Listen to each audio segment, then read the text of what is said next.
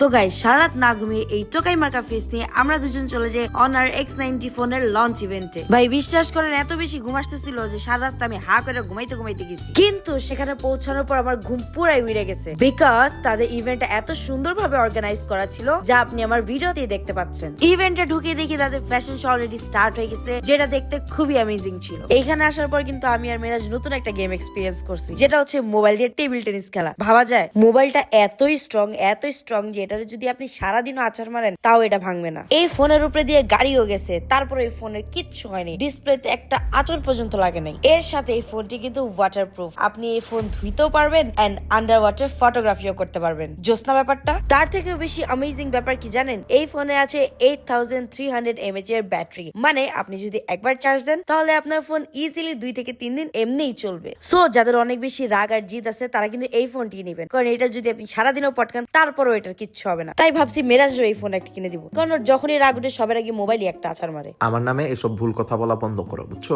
আচ্ছা বুঝছি ঠিক আছে, আজকের মতো গুড বাই, কারণ আমার অনেক বেশি ঠান্ডা লাগছে। দেখা হবে নেক্সট ভিডিওতে। Good bye.